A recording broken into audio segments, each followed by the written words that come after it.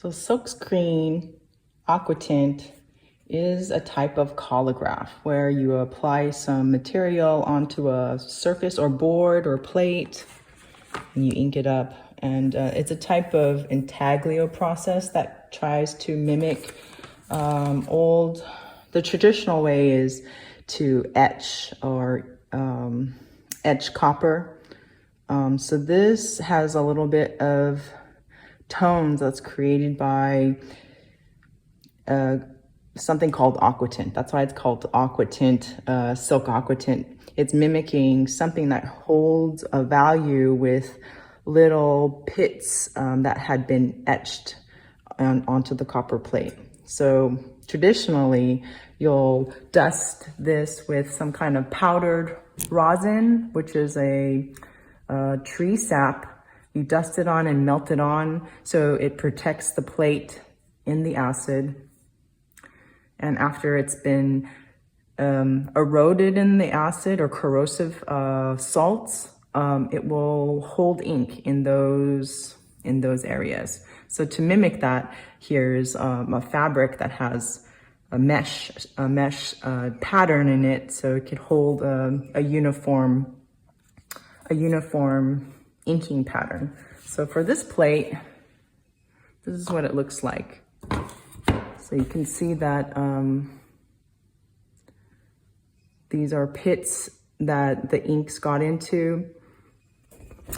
And for this process, which I'll show you in a little bit, you again paint on something that kind of fills in those layers slowly and you build it up. So whatever is built up or whatever you see is what you're going to be printing. So you build it up and you kind of paint your highlights in, right? It will mimic this kind of aquatint look. So the aquatint just means tinting the plate, usually with rosin, different ways to do it, but hopefully that's understandable. So this is a demo of how to create a silk aquatint. So a silk aquatint is kind of creating an intaglio with tone. And so this is an example of a print that's created with this method. So what you have to do is prepare a plate with a fine mesh fabric. So the fabric has kind of perforations, right? So the ink will get inside and if you ink it up, it will print black.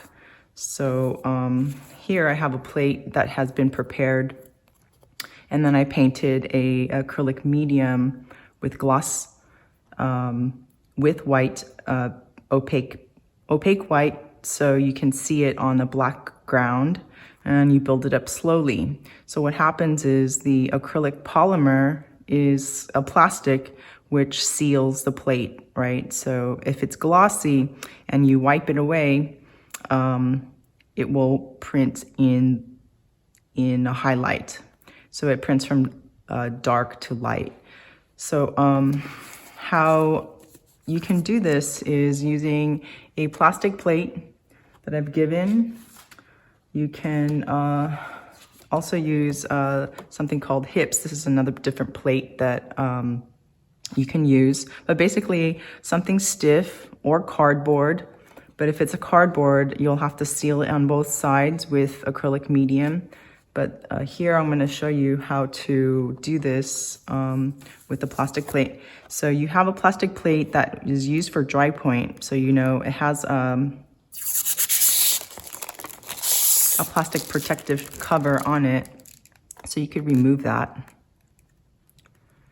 Or if you have like an old plate that you don't want anymore, you can use, say, an old dry point plate, not the side that you've scratched on, but the side that is the smooth side.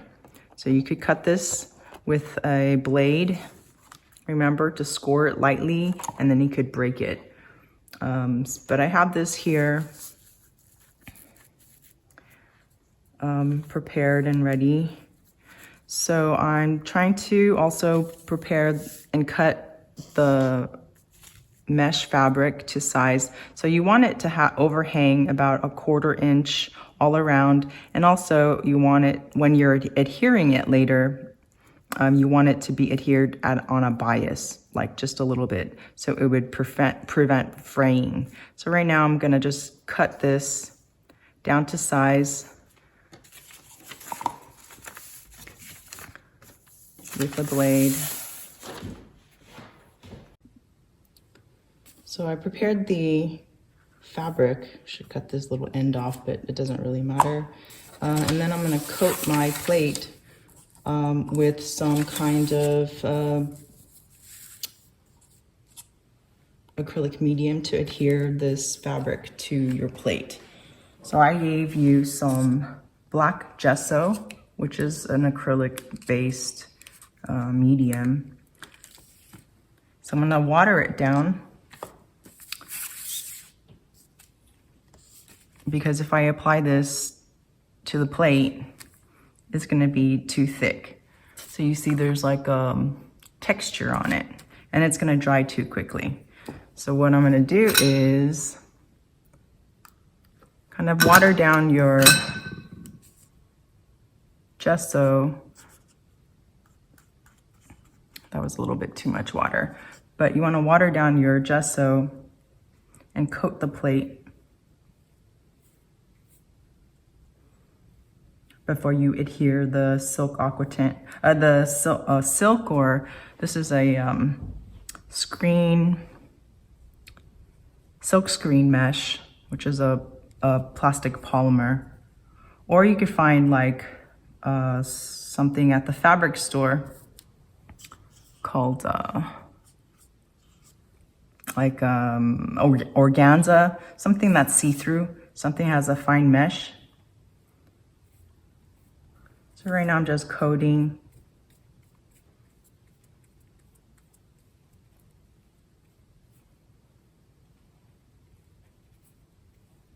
the plate evenly. So it's not dry. You have to make sure that there's nothing on here. So I see there's a little bit of fiber from my brush that I'm gonna take off. Brush off. And also I had been wiping off some chunks of dried acrylic, so you don't want anything that's going to disturb the surface of this mesh or any crinkles. So I have like a coating here. I think it's good. It's maybe starting to dry a little bit. And then you adhere this on top on a bias, meaning just at an angle. And you want to lay this down flat.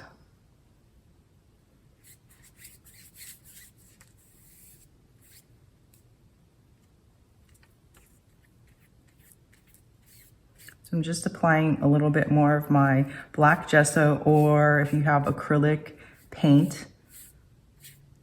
I mean, if you only have white, you could use white first, and then you kind of, after you adhere it and let it dry, you can, you know, coat it with something like a little bit of black in water, and you just kind of dye the surface of this silk Aquatint dark, so you can see what you're painting onto your plate. So the reason why I have black here is so you could see what you're painting. So right now I'm just trying to get this even, and I can see from the surface if it's adhered or not. So I'm trying to get this even. Maybe I can elevate it.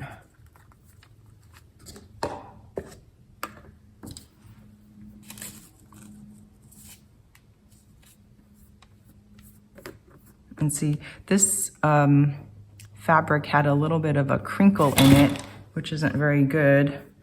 So you want to have your fabric uncrinkled.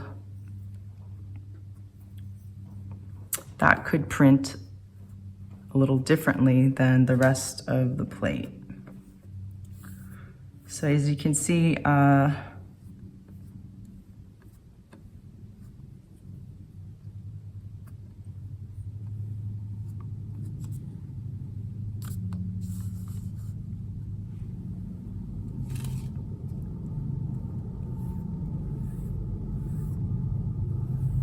my surface is starting to get even. There's a little bit of dried paint that I'm removing and hairs from my brush. So after you do this, you just want to let this dry. Sometimes it's overnight to be sure, but a couple hours is enough. You'll see it's dry to the touch, and then you'll trim off the edge. So you see that's adhered and it's flat.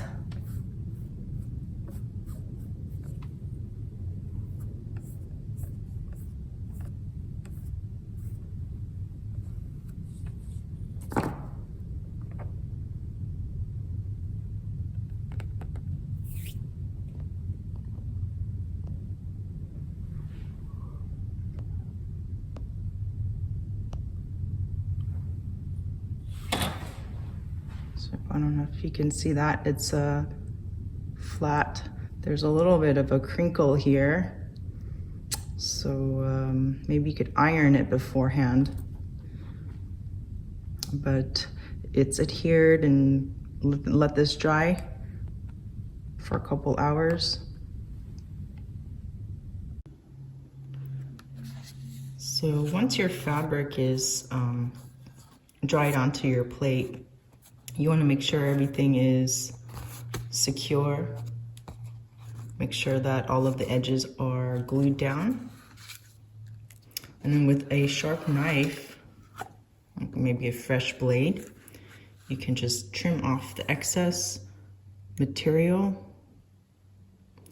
Make sure it's a sharp blade because it might fray the silk Aquatint. And that's more a problem than making sure it's, just make sure it doesn't fray the fabric, and it's going to be a problem wiping the plate. So once this is trimmed and removed, you've got this is ready to be painted on. So what you have to paint with is maybe 1/5 white acrylic paint, so that becomes like an opaque, visible surface to paint on, and you mix that with the gel medium, like into gel medium. So 1/5 white acrylic paint into gel medium. So it also depends on how thick your materials are. So if it's thin, you could slowly build up the drawing. But before you start, what you can do is draw with pencil or white pencil your drawing. So if you were to draw something, you could still see it. So you can see that you can draw your image onto the plate, and then you slowly paint and build these layers.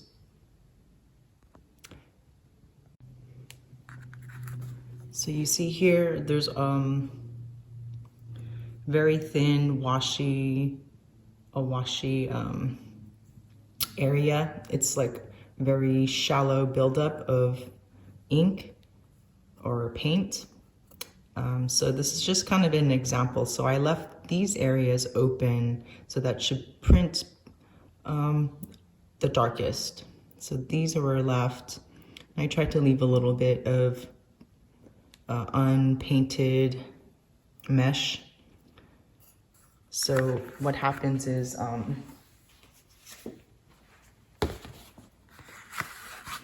whatever is built up will then block out the ink that you put on and wipe away. So this acrylic is just filling in those fabric mesh holes in a way. So you can see here some of that black that was left because I never painted it in with the acrylic medium. So that's also the black. So this is the range. You could probably get it a little bit lighter, but I'm using also a gray paper, so it appears like it's gray. But if you're using white, you'll see highlights. So here you can see there's this little wash area that I put on here, a very, very thin wash. And what happens here is you could still see it. This sort of different I